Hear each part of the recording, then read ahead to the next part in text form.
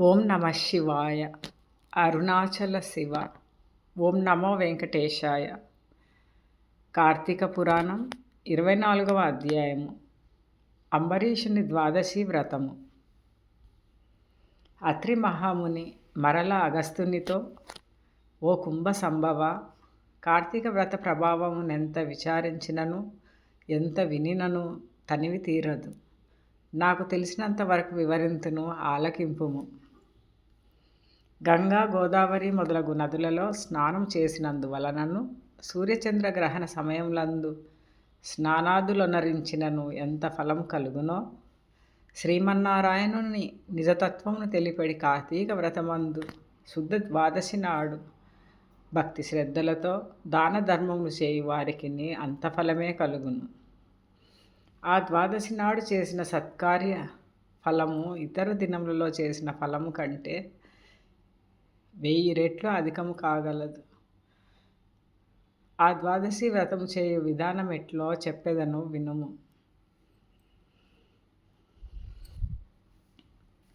కార్తీక శుద్ధ దశమి రోజున పగటిపూట మాత్రమే భుజించి, ఆ మరునాడు అనగా ఏకాదశి రోజున పూర్తిగా ఉపవాసం ఉండి, ద్వాదశి గడియలు వచ్చిన తరువాతనే భుజింపవలెను.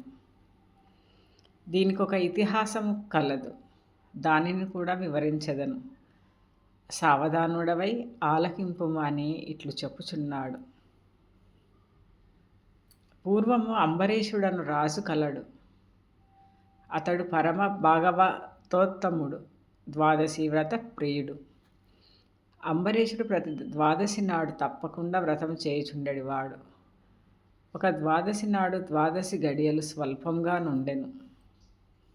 అందుచే ఆ రోజు పెందలకడనే వ్రతమును ముగించి బ్రాహ్మణ సమారాధన చేయదలిచి సిద్ధముగా నుండెను. అదే సమయమున కచటకు కోప స్వభావుడగు దుర్వాసుడు వచ్చెను.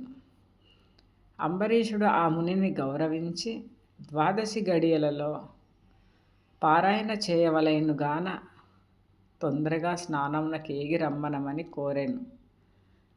దుర్వాసుడు అందులకు అంగీకరించి సమీపమున గల నదికి స్నానమునకై వెడలెను. అంబరీషుడు ఎంతసేపు వేచి ఉన్నను దుర్వాసుడు రాలేదు. ద్వాదశి గడియలు దాటిపోచున్నవి. అందుచేత అంబరీషుడు తనలో తానిట్లనుకొనెను, ఇంటికొచ్చిన దుర్వాసుని భోజనమునకు రమ్మంటిని. ఆ ముని నదికి స్నానమునకు వెళ్ళి ఇంతవరకు రాలేదు. బ్రాహ్మణునకు ఆతిథ్యమిత్తునని మాట ఇచ్చి భోజనం పెట్టకపోవుట మహాపాపం. అది గృహస్థునకు ధర్మము కాదు. ఆయన వచ్చే వరకు ఆగితినా ద్వాదశి గడియలు దాటిపోవును, వ్రతభంగమగును. ఈ ముని మహాకోప స్వభావం గలవాడు. ఆయన రాకుండగా నేను భుజించిన నన్ను శపించును.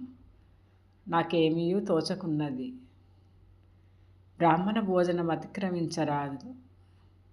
ద్వాదశి గడియలు మించిపోకూడదు. గడియలు దాటిపోయిన పిదప భుజించిన ఎడల హరిభక్తిని వదలిన వాడనగుదును.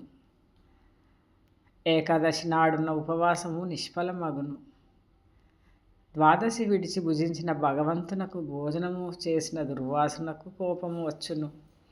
అదీనుగాక ఈ నియమమును నేను అతిక్రమించిన ఎడల వెనుకటి జన్మయందు చేసిన పుణ్యములు నశించును.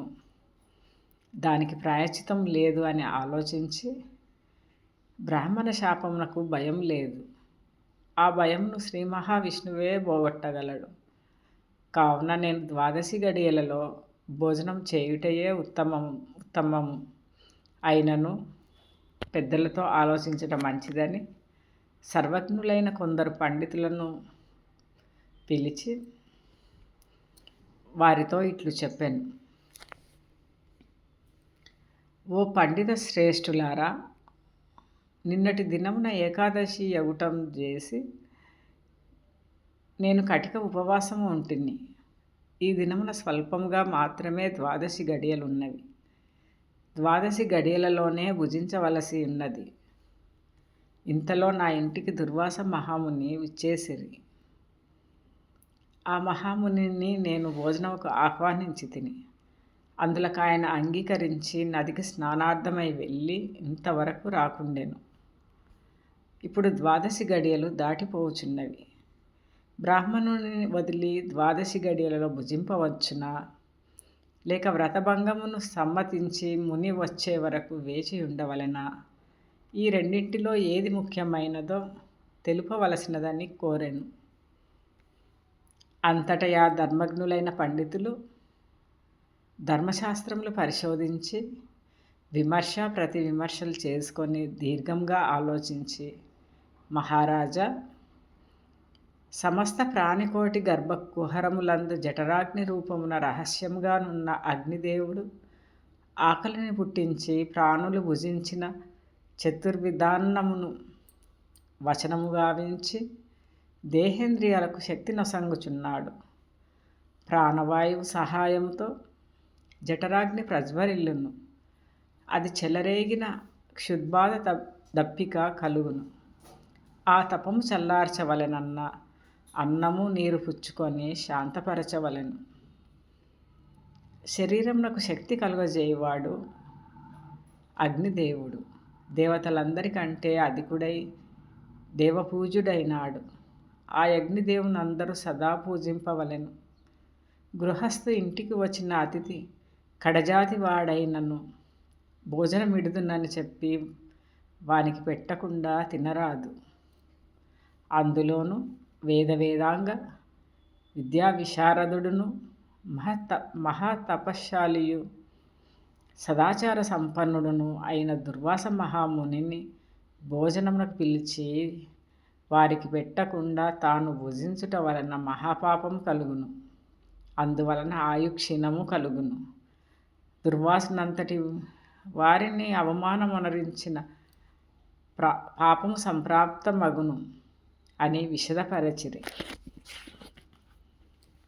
ఇట్లు స్కాంద పురాణాంతర్గత వశిష్ఠ ప్రోక్త కార్తీక మహత్యమందలి 24వ 24వ రోజు పారాయణము సమాప్తము. సర్వే జన సుఖినో భవంతు. లోకా సమస్త సుఖినో భవంతు. శివార్పణం.